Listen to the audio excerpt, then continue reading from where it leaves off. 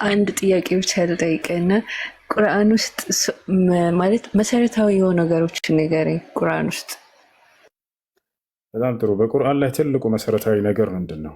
በመጀመሪያ ቁርአን የመጣበት ዓላማ ነቢዩ ሙሐመድ ሰለላሁ ዐለይሂ ወሰለም የተላኩበት ዓላማ እንግዲህ አምላክ ከአዳም ጀምሮ ነቢያትን እያስነሳ የምድር ሰዎች ሁሉ እርሱን አንዱን አምላክ እንዲያስተምሩ፣ ወደ አንዱ አምላክ እንዲሰብኩ፣ ከባዕድ አምልኮች እንዲያስጠነቅቁን ያስተማራቸው።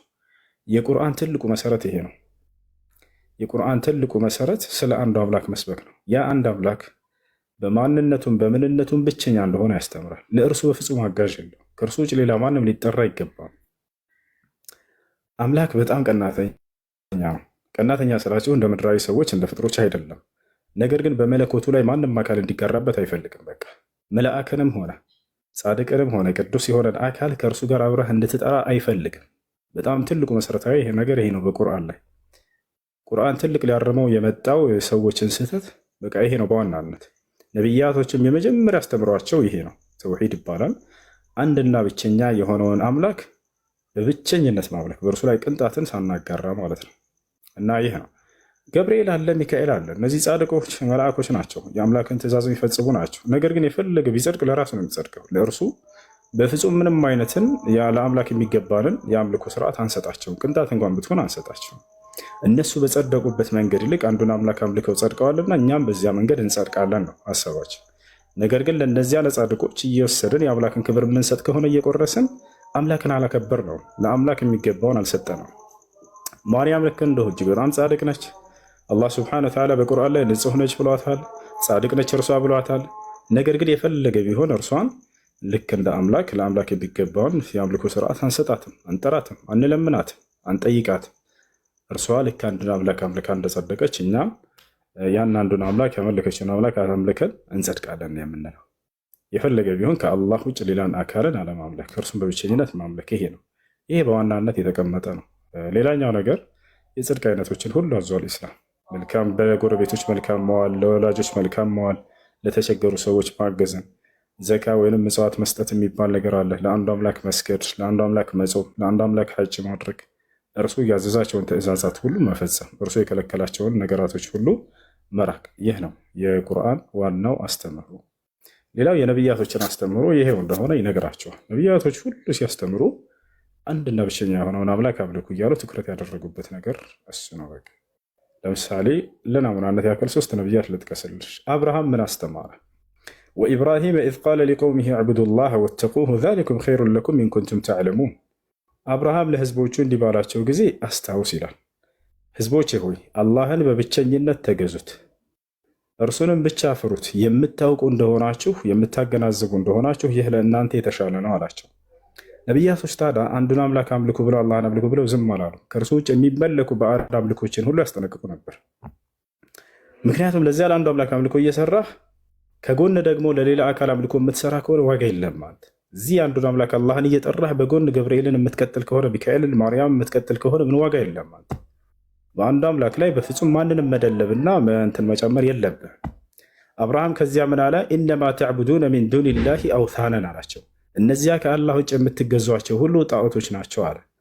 ወተኽልቁነ ኢፍካነ በራሳችሁ ጊዜ አምላክ ናቸው ብላችሁ ቅጥፈትን ፈጥራችኋቸው ነው አለ። የእናንተ የሰዎች ፈጠራ ናቸው፣ አምላክ አድርጋችኋቸው ነው በራሳችሁ እያለ ነው።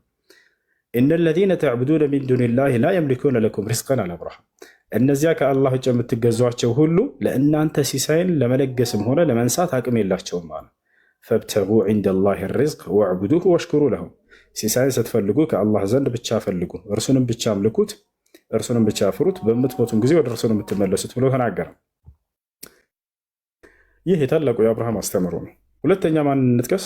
ሙሴ እንጥቀስ።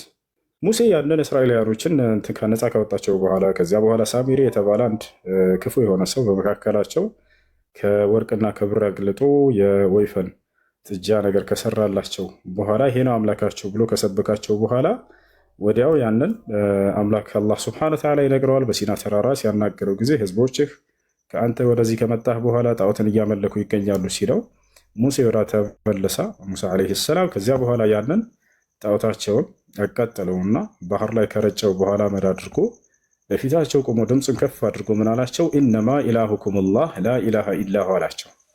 አምላካችሁ እርሱ አላህ ብቻ ነው፣ ከእርሱ በስተቀር ሌላ ማንም አምላክ የላችሁም ብሎ ተናገራቸው። ሌላ ማንን እንጥቀስ? መሲሁን እንጥቀስ። መሲሁ ትልቁ ትኩረት አድርጎ ያስተማረበት ትምህርት ምንድን ነው? ስለ አንድ አምላክ ነው። በእርሱ ላይ ቅንጣት ሌላን አካል እንዳታጋሩ አደራ እያለን ያስተማረው።